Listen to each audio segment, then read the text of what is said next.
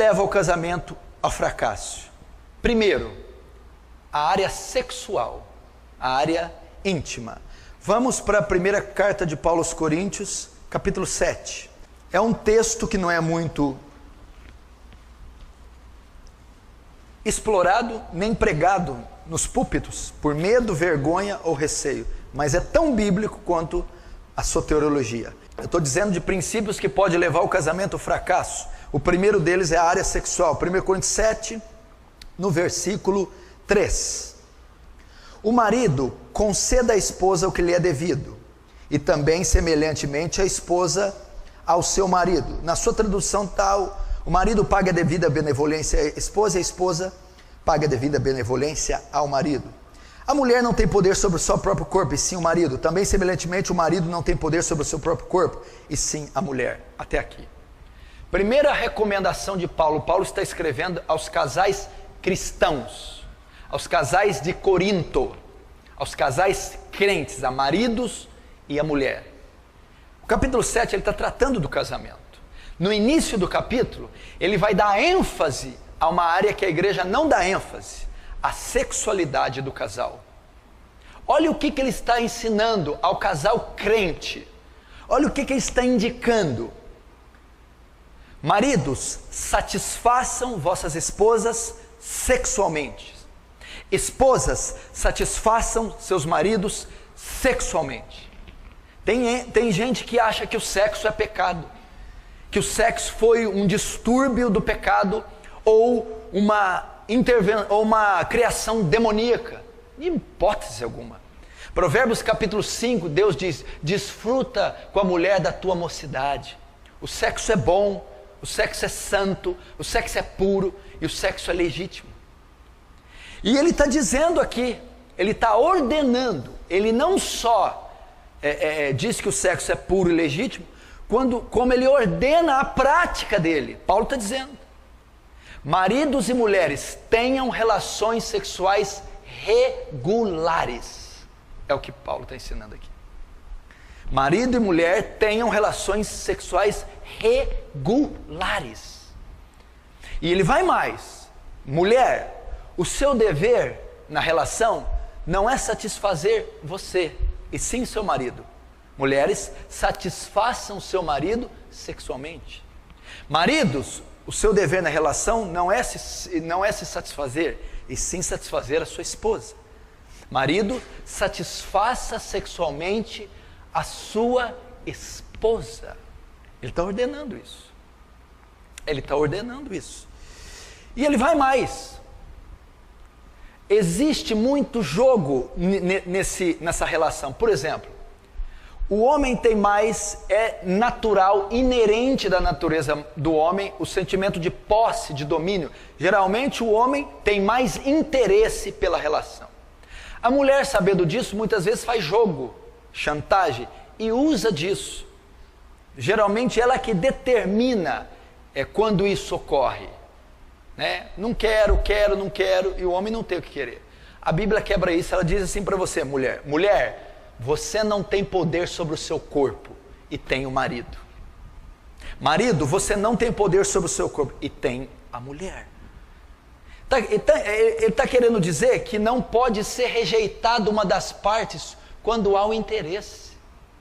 Que o seu corpo, ou seja, a opção de satisfazer ou não pertence a você, e sim ao marido ou à esposa. Então é pecado fazer esse tipo de chantagem, esse tipo de jogo. Isso não pode ocorrer em hipótese alguma. Você não determina isso.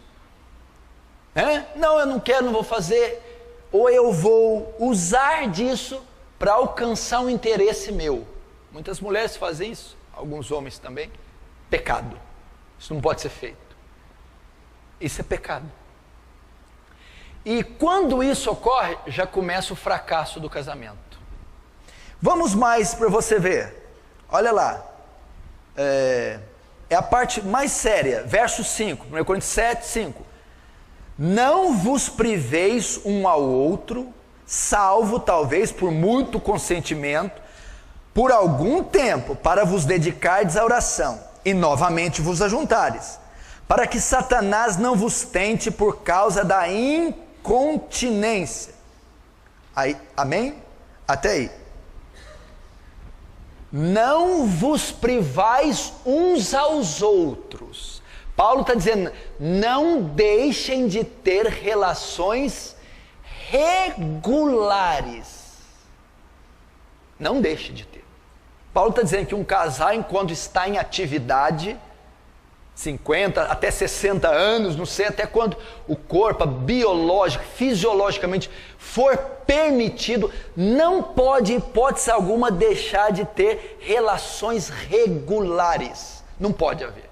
Se o casal tem 80 e 88 ou tem 85, não tem mais condição. Mas enquanto está em atividade hormonal, não pode deixar de ter relação regular. Só pode um caso aqui. Primeiro, mútuo consentimento. Os dois têm que concordar. Se uma parte não concordar, não pode. Olha, essa semana eu não quero fazer. Eu não concordo. Não pode. Primeiro, tem que ter mútuo consentimento. Segundo, só para uma causa, para dedicar jejum e oração. Ah, porque eu estou cansada. Não pode. Ah, porque eu estou estressada. Não pode. Para que você quer ficar um tempo? Para me dedicar jejum e oração para uma causa. Ah, não. Eu concordo. Você concorda? Concordo. Para dedicar oração? Tudo bem. Se não for para isso, e ambas as partes não concordar, pecado. Não pode.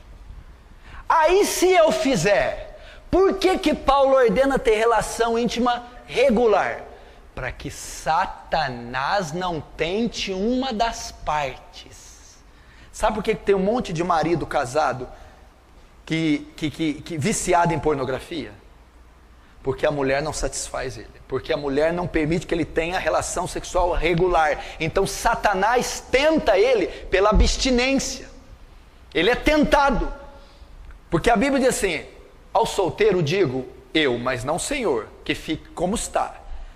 Mas se não pode ficar como eu, é melhor casar do que abrasar. Na NVI, é melhor casar do que viver ardendo de desejo. Uma vez que a mulher não tem relação sexual regular com o marido, ele fica ardendo de desejo. E Satanás tenta ele, para ele suprir a tensão sexual em outra fonte. Pornografia, adultério, prostituição. Muitos casamentos vêm ao fracasso por causa dessa área negligenciada. Olha quanto princípio eu ensinei aqui. Olha quanta coisa tem numa simples relação. Olha quanta coisa. Você está entendendo? Tenha relações regulares.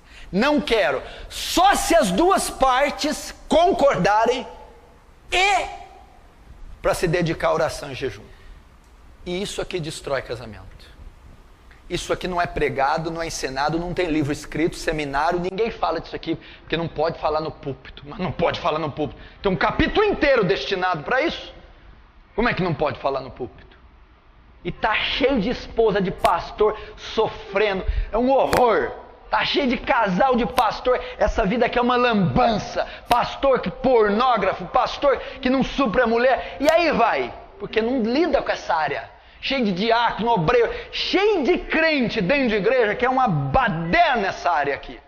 Não tem zelo, temor, reverência, respeito com esse princípio, que é seríssimo. Então, o primeiro princípio que destrói um casamento, a relação. Por quê? Porque, olha ele, quem que Paulo apresenta aqui, o personagem que Paulo convida? Satanás. Ele vai vir. Ele vai jogar o teu marido na mão de outra. Ele vai jogar a tua mulher na mão de outro. Ele vai jogar material. Ele vai fazer o seu marido ou sua mulher suprir a necessidade de outra forma. E a forma pecaminosa.